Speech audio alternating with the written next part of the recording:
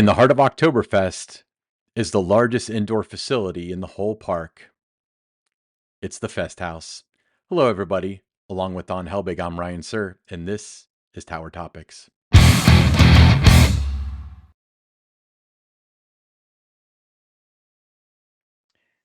Tower Topics is a podcast for Kings Island fans by Kings Island fans because that's who we are and that's who we care about. Yeah, the Festhaus. So it's kind of funny because I remember a little bit of its like early incarnations, but I bet to a lot of the listeners, we're going to talk about a lot of stuff they don't know about it because it's a little bit awkwardly shaped and stuff, and there's sort of reasons for that. But when you were initially texting me the other day asking what's a good thing to do a topic on, and I recommended Fest House, mainly because it's so different from where it was just a couple of years ago. Um, but let's start from the beginning. So it opened in Winterfest '82, right? It did. I was there the media preview just before Winterfest opened. I saw it under construction in 1982, so it was kind of really planned, to be one of the bigger new things in 1983 as part of a kind of freshening up of the Oktoberfest area. But um, nobody had ever seen anything like that. That just the size of it. I mean, it just looked, just huge, and so many tables that could seat, whatever it was, 12, 1,500, guests could be in there eating at one time. They had live shows, so they had a Winterfest Christmas show in there. I think it was World of Christmas was the name of the show, if memory serves there with that. So it was an entertainment venue as well too. But they had all the different German foods that you can imagine, were being served. Me being a picky eater, I would get the brats and the bakes. I wasn't getting all the sauerkrauts and all those other kind of things that were there, but I remember the potatoes being really good. And then because it was the holiday season, they mixed in some of the traditional meals that you would get during the holidays. You could get some turkey and gravy and that kind of thing. But it was really, really nice. And it played to that Oktoberfest, German theme very well when it opened. Yeah, so it held to the theme, and then, many people made a jokes about, "Oh, it's a German restaurant with Italian food and Chinese food in it." But how long did the German food last before they started replacing it with more traditional park food? You got into the 1990s before that really started happening, and you had another German place, which is now Enrique's. So that spot has always gone through a lot of different transitions, and it seems like they finally hit with the Mexican food there. But as much as there's that German heritage in Cincinnati, that kind of food just wasn't really something that did well in the summertime. Maybe a little too heavy or whatever it might be, but it just never really took off. If it was successful and guests were consuming, all of that, all the things that were on the menu, I mean, it certainly would still be there. So, what worked was pizza, hamburgers, and hot dogs. So that's what it kind of transitioned to. And then, years later, you see, you know, uh, an IP like the Panda Express come in there. But I used to always joke it was the only German fest house that didn't have any German food. Right. Yeah, and honestly, people are so picky nowadays. It's probably for the best business decision not to have food that people aren't terribly familiar with because, I mean, theme park food in general is expensive, so you don't really want to go out on a limb with it typically when you're Yeah, buying. no, but when it opened, I mean, just inside, I mean, it fit that German theme. They had, the streamers and the banners and the mirrors and everything, coming down from the ceiling and on the walls, and I mean, it just looked really, festive. Just that, just picture Oktoberfest. I mean, it fit that theme. Yeah, I think the one that kind of encapsulates the spirit still is the one at Busch Gardens, Williamsburg. Their Fest House is my favorite part of that park because it's just so over the top and beautiful. But we're not here to talk about that. So it was always a show venue, and I was always under the belief that they built it long and wide because it had the ice skating show originally. But you corrected me; the ice skating wasn't there Yeah. the first year. No, the ice skating didn't come until later, and they brought that stage out a little bit more to make it work for ice skating. The stage that you see now is kind of what it was back when it opened for the Winterfest show. And then they had the German shows. I remember 1985, one of the most popular shows that was ever in that venue was called Woodchopper's Ball. Mm.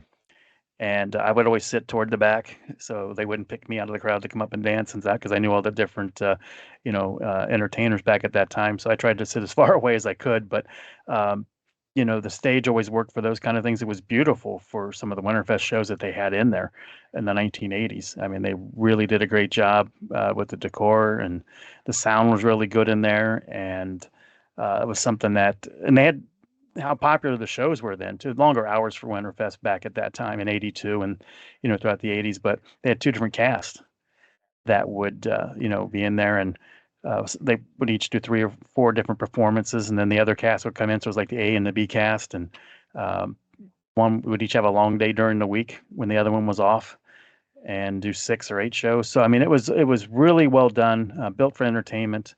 Then they kind of got away from that a little bit, toward the end of the Paramount years. Yeah, I mean, I think my earliest memory, did they have a Cheers musical in there, or am I just making that up? They did. They did. Yeah, they had Cheers, and I thought that was a good show. My dad A little loved it. different. Yeah, I mean, a little different from what they had. That was one of the first Paramount shows that went in there. A little different than the traditional song and dance type shows that had been in there, but that was a really, really, really good show. Guest enjoyed it. Now tell me about I never got to see the ice skating. Where was the ice rink? The rink, if you where the base of the front of the stage is right now, they just built it out into the middle. So if you remember when they had the wrestling in the Festhaus, Mhm. how the ring was set up, it was kind of out in that area there. Okay, so it extended out from where the stage is now to that area? Right, correct. And the Extended out, backstage area and is still where it is now?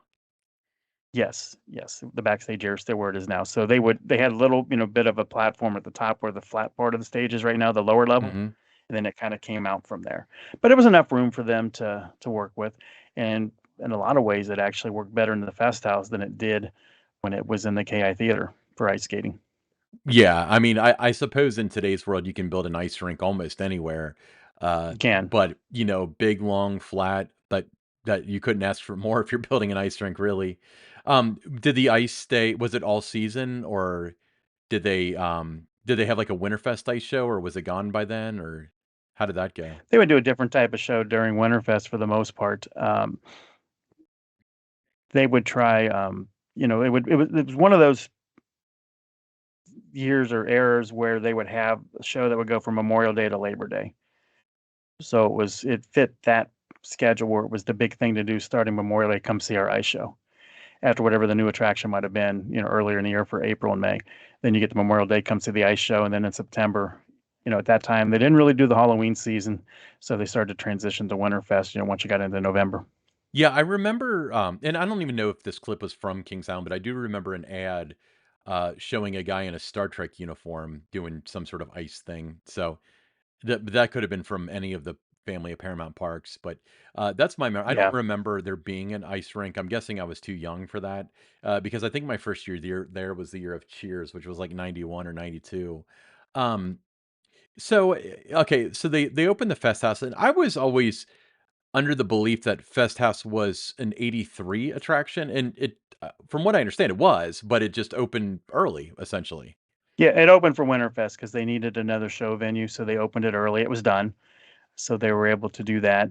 2.5, $2.6 million Hmm. was the cost, which in those days was huge money. I mean, think about it.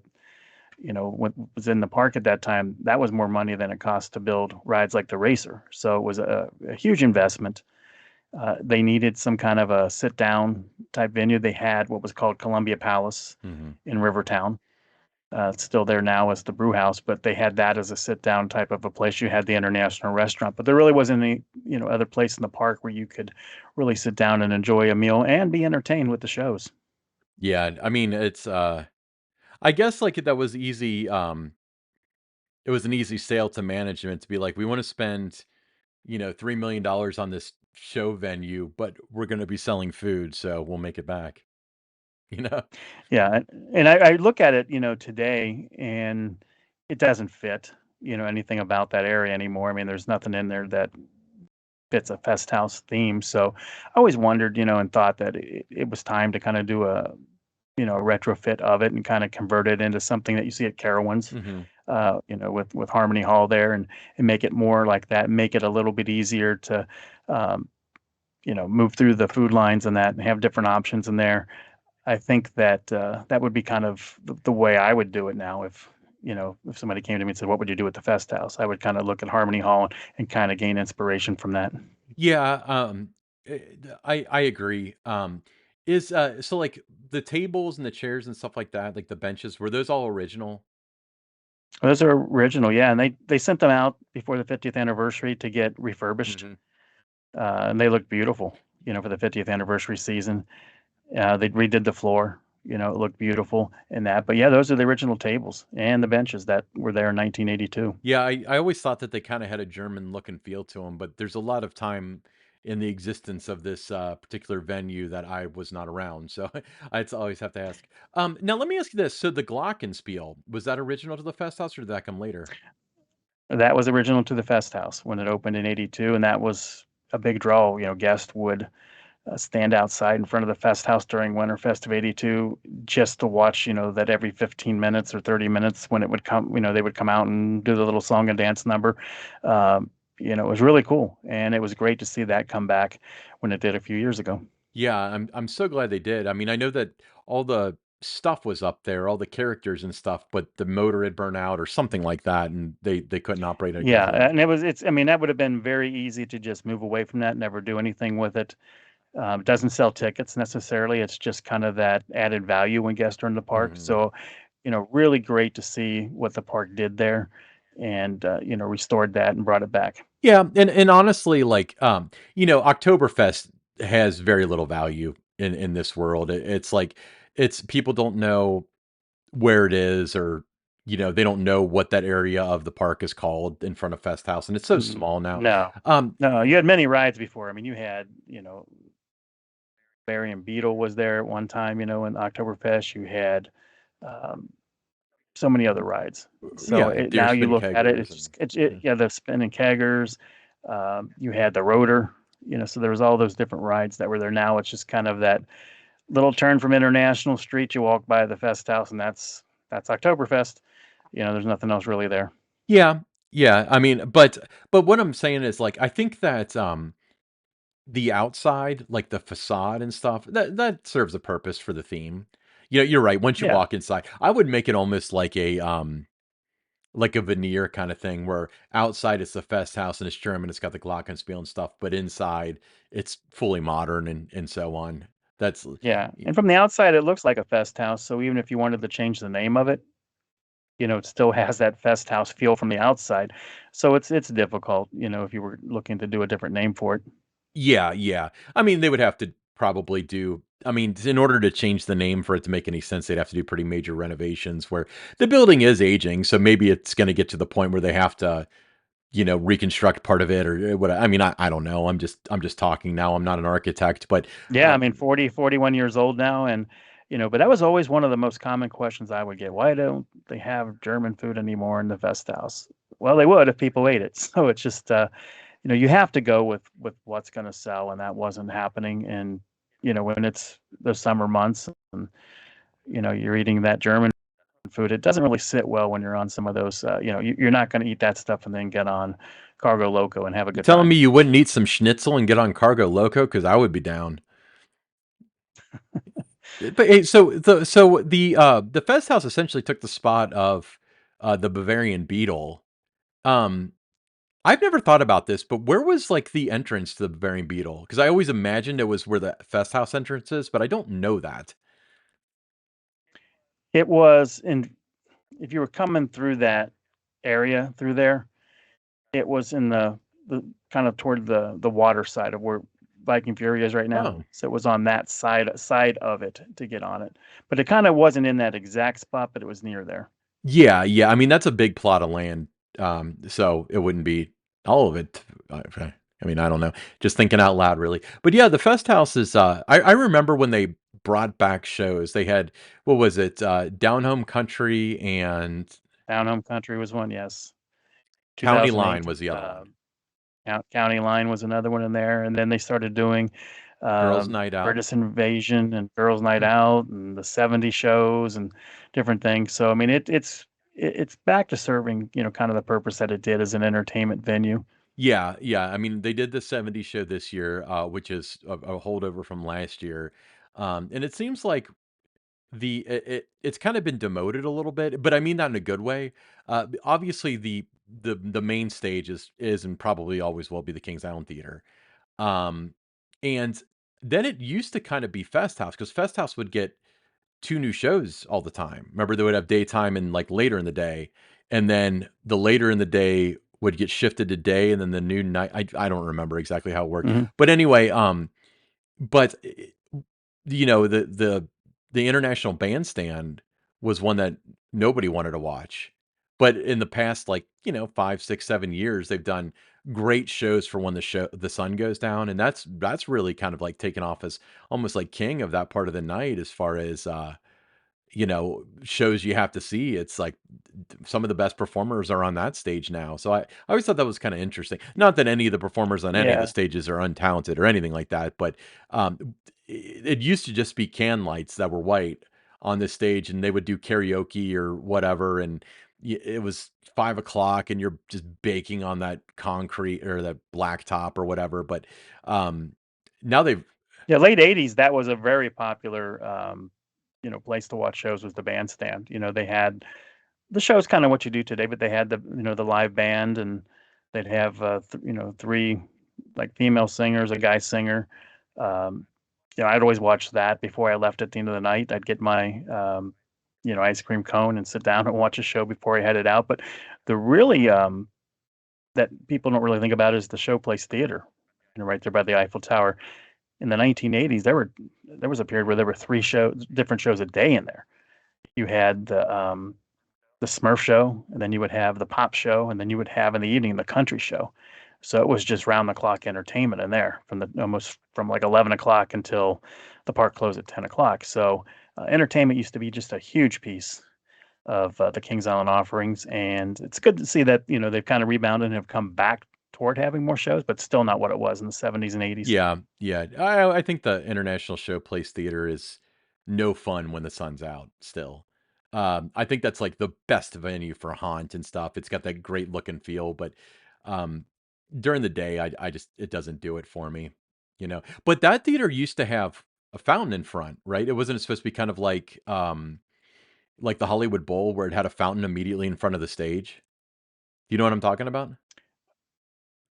Don't recall that, but I'm sure it would rekindle if I saw I'll have to pictures of it. find I don't recall. something.